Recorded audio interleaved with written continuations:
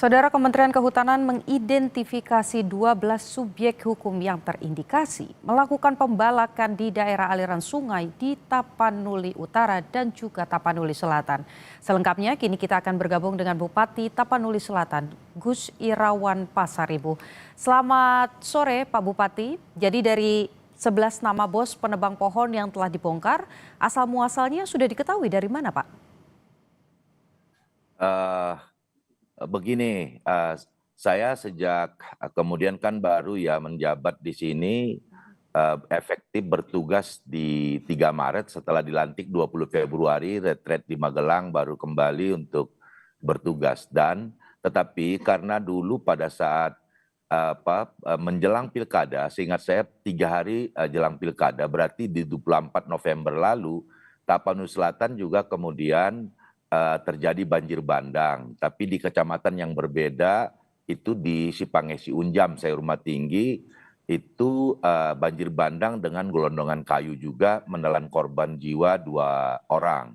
Lalu bulan Desembernya 2024 yang lalu setelah saya terpilih, terjadi lagi banjir bandang di kecamatan tetangganya di Tanotombangan. Itu menghanyutkan satu desa, ya syukurnya waktu itu tidak ada kemudian korban jiwa.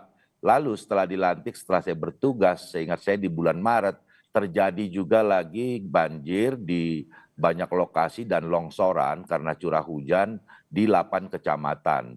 Nah karena itu kemudian pengalaman itu bagi saya mengajarkan bahwa ada penggundulan penebangan pohon di hutan.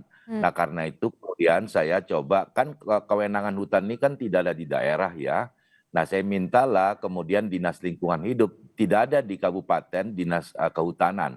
Jadi kami punya Dinas Lingkungan Hidup, saya minta apakah ada kemudian izin yang diterbitkan untuk pemanfaatan kayu di Tapanuli Selatan. Nah ternyata ada suara-suara ada, tapi data tidak ada di kabupaten. Saya suruhlah minta ke Kementerian Kehutanan gitu ya.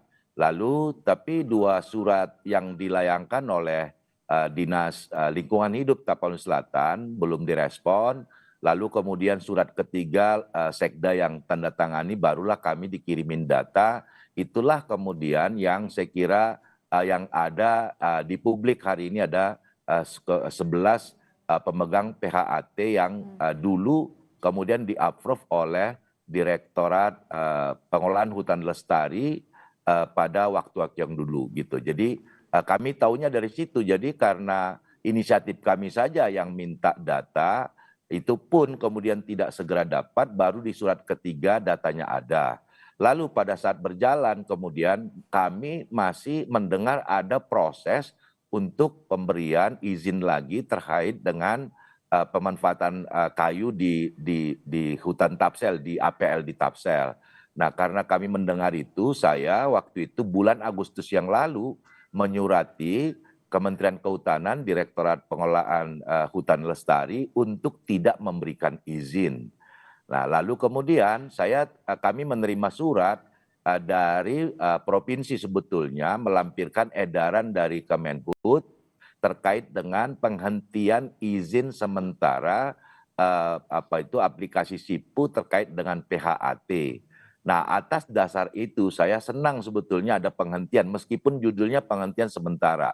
Dengan dasar itu saya menyurati seluruh camat, lurah dan kepala desa se-Kabupaten Tapanuli Selatan untuk tidak melayani permohonan PHAT yang nanti di ujungnya adalah masuk ke aplikasi SIPU, itu adalah izin untuk mengambil kayu di APL yang ada di Tapanuli Selatan. Tapi ternyata 3 Juli penghentian sementara, kalau ada yang beredar selama ini, saya tahunya bulan Oktober. Tapi setelah saya cari-cari suratnya, itu pun tidak ada ke pemerintah kabupaten suratnya. Suratnya saya minta dari teman-teman NGO yang punya surat itu, ternyata tanggal 9 Agustus penghentian sementara itu dibuka kembali. Jadi cuma sebulan tuh moratorium sebagaimana di media saya baca pernyataan dari Dirjen Pengelolaan Hutan Lestari, katanya sejak moratorium tidak ada diterbitkan izin.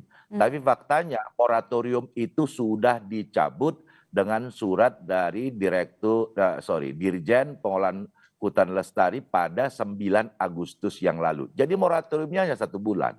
Oke, Nah, itulah yang Pak. sekali lagi saya merasa kami tiap tahun terjadi banjir, tahun-tahun terakhir itu banjir bandang dengan gelondongan kayu. Nah, karena itu saya berinisiatif menyurati untuk 14 November saya surati lagi Kemenhub untuk sekali lagi di Tapsel tidak diterbitkan izin untuk mengambil kayu di APL yang berada di Tapanuli Selatan. Oke, Demikian.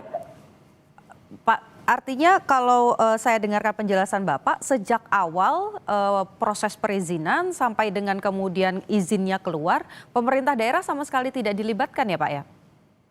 Tidak dilibatkan. Permintaan kami untuk mengetahui siapa aja sih yang dapat izin dari Direktorat Pengolahan Hutan Lestari. Surat ketiga baru kemudian kami diberi daftarnya itu. Itulah yang saya kira yang beredar sekarang 11 nama-nama itu. Oke, Itu Pak. tidak sama sekali libatkan. Oke, Pak, ini kan tadi Bapak sempat sampaikan bahwa banjir ini sudah terjadi berkali-kali begitu. Tapi kalau dari data yang dimiliki oleh Pemda sendiri, tadi ada 11 nama, kemudian ada pengajuan lagi. Memang ini masif sekali dibuka lahannya, kemudian yang ada kayu-kayu yang dibawa keluar dari hutan begitu, Pak? Kami nggak tahu persis, sekali lagi proses kami tidak ikut, lalu kemudian setelah pun izin terbit kami tidak dilibatkan, lalu kami minta data surat ketiga baru kemudian data itu dikasih. Itulah yang saya kira beredar hari ini 11 data itu Mbak. Dan 11-11-nya itu semuanya ada di hulu Sungai Batang Toru. Dan ekosistem Batang Toru ini sangat kaya keragaman hayatinya yang sebetulnya 2018 lalu bahkan 3 kepala daerah, saya waktu itu masih Ketua Komisi 7, ikut menandatangani komitmen bersama untuk menjaga dan konservasi ekosistem Batang Toru. Terdiri dari Bupati Tapsel waktu itu, kemudian juga Bupati Tapteng dan Bupati Tapanuli Utara. Saya waktu itu Ketua Komisi 7 ikut juga dan Ketua Komite 2 DPD RI Pak Perlindungan Purba waktu itu gitu. Karena pada waktu itu kita sadar juga bahwa kemudian ekosistem ini harus dijaga. Di samping itu ada PSN, Proyek Strategis Nasional PLTA Batang Toru 510 megawatt yang pasti akan kemudian kalau ada penggundulan di hulu, pengambilan kayu di hulu itu akan bisa berdampak ke PLTA yang merupakan proyek strategis nasional. Kesadaran itu sebetulnya sudah ada 2018 yang lalu. Nah pada waktu itu saya masih Ketua Komisi 7. Nah setelah saya Bupati, tadi saya katakan 3 hari jelang Pilkada November lalu ada banjir bandang. Setelah saya terpilih jelang Natal, banjir bandang lagi di tempat yang berbeda. Setelah saya dilantik, saya menghadapi bencana banjir dan longsor di 8 kecamatan. Karena itu saya sangat concern bagaimana untuk kita jaga alam itu supaya kejadian banjir bandang, longsor ini tidak terulang. Itu yang membuat saya sangat concern belajar dari kejadian-kejadian di tahun-tahun sebelumnya. Oke, Pak, kalau dari Sungai Batang Toru sendiri, ini memang masih masuk bagian dari area hutan atau area di luar hutan? Karena kalau Kemenhub bilangnya kalau hutan itu bagian Kemenhub, tapi kalau di luar hutan ini urusannya pemerintah daerah katanya. Nah, memang yang di beberapa proyek strategis nasional ya, itu di Batang Toru itu memang APL. Kalau itu pernyataan, ini saya kira semakin tidak mudah ini. Tapi begini, ini saya kira harus ada semacam koreksi secara substansial dan struktural.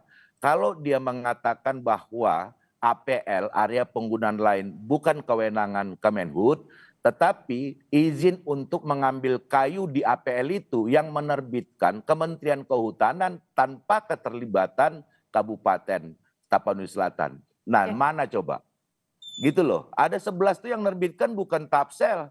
Itu yang menerbitkan, yang 11 itu semuanya adalah di APL yang kata orang kehutanan bukan kewenangan mereka. Oke. Baik, jadi 11 orangnya siapa, tapi ditahan dulu Pak, karena nanti kita akan kembali usai jeda untuk membongkar siapa nama 11 orang tersebut.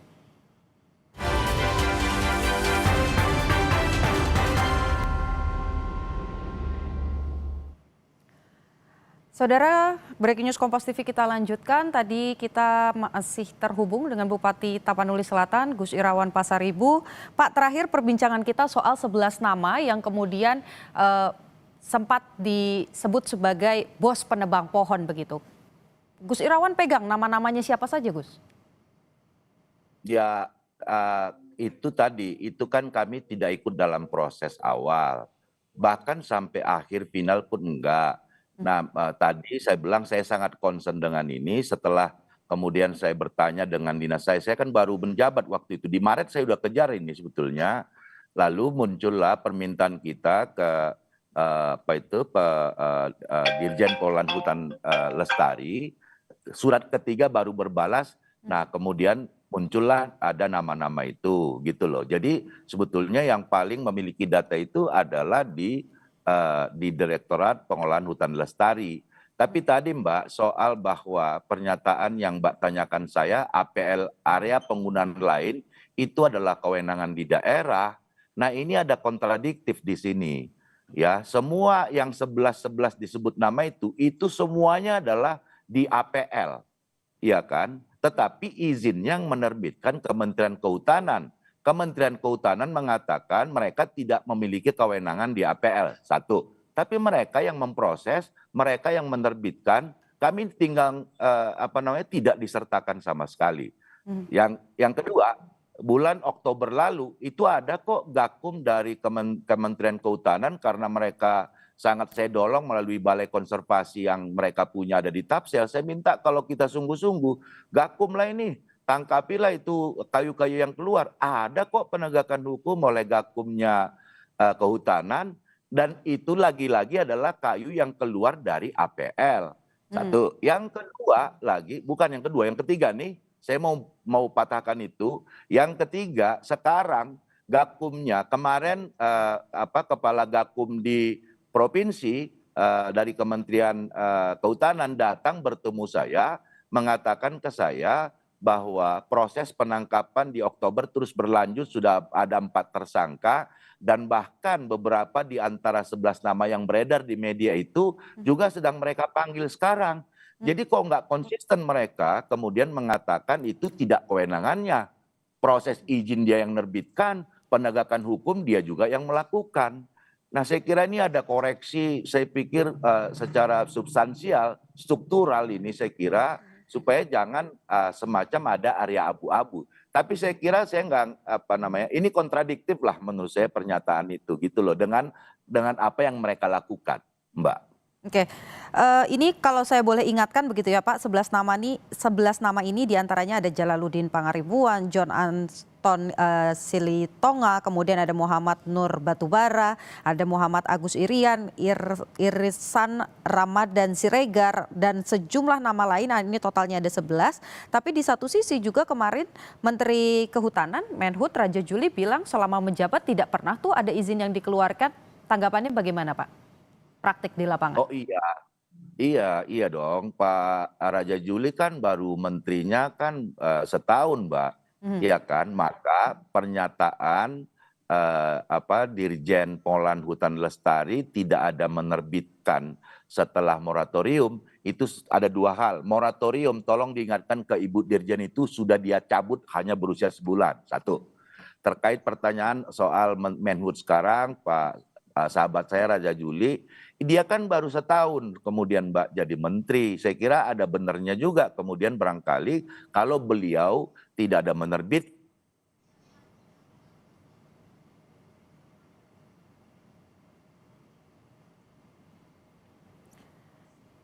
Saudara, nampaknya kita mengalami gangguan sambungan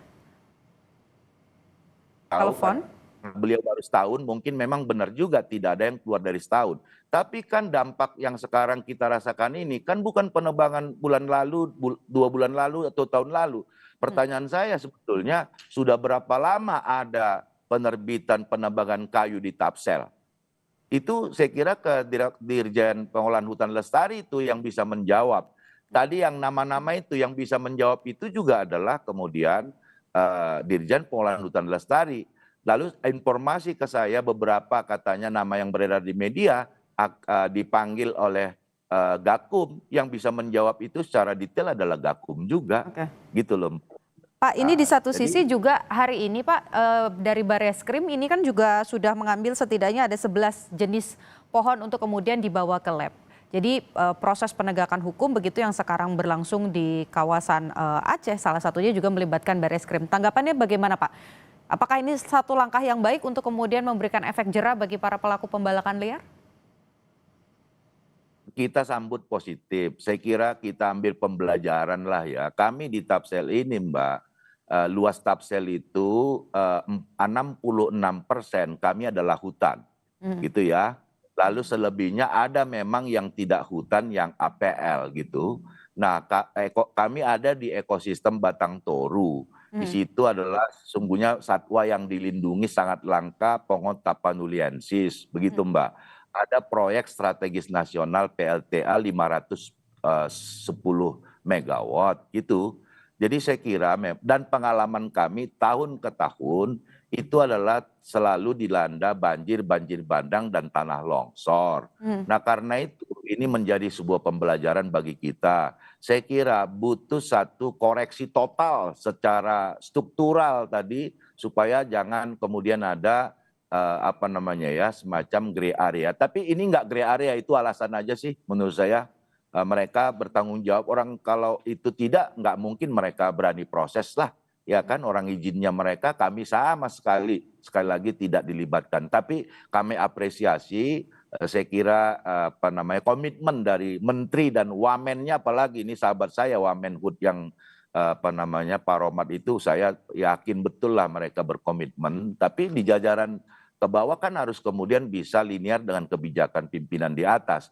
Dan juga dari Barreskrim misalnya kita tentu menyambut baik semua itu dan mudah-mudahan tidak berhenti lalu supaya ada kemudian efek Baik. jerah. Dan sekali lagi saya mengimbau kita semua untuk mengambil pembelajaran dari kejadian ini. Oke, Pak, singkat saja. Artinya kalau dari pemerintah daerah sendiri, keinginannya apa? Kemenhub dan juga DPR harus turun ke lapangan untuk mengecek lokasi sambil juga proses hukum oleh Barreskrim berjalan di Tapanuli.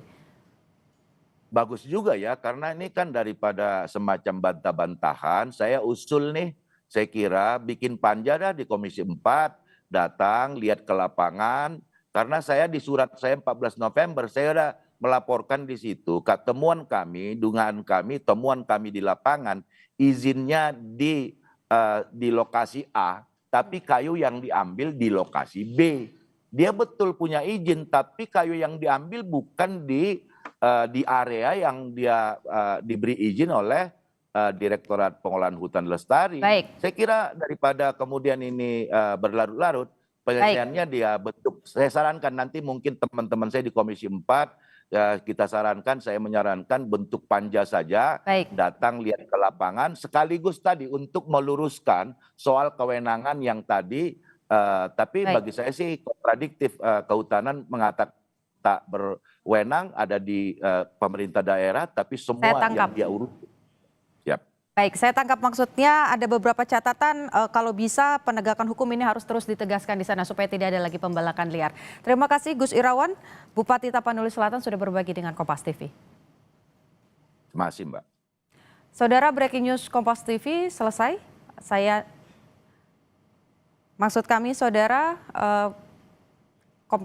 breaking news Kompas TV akan kembali usai jeda.